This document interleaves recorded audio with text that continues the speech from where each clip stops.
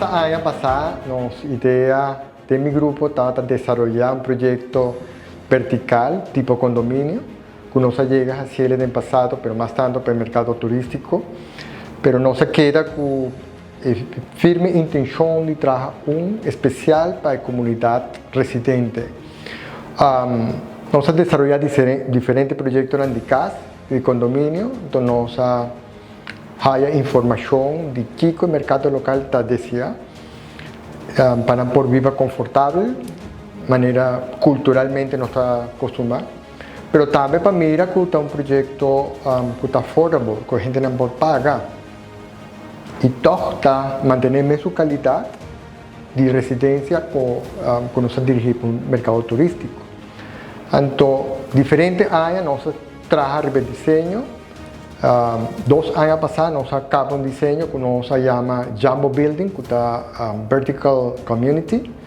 Nos registra y nos piensa que está un proyecto que está adecuado actualmente para familia residente, tanto gente en young professional, gente que está comenzando, viva en pareja, en familia, como también para gente que está grande.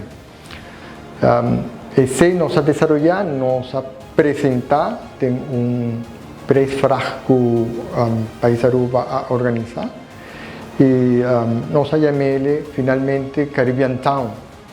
El proyecto aquí está consistido de 330 viviendas residencial innovativo, nos ha llamado innovativo, y también tiene un parte que está recreacional, deportivo, tiene un componente comercial y también tiene parte de concepto de sostenibilidad.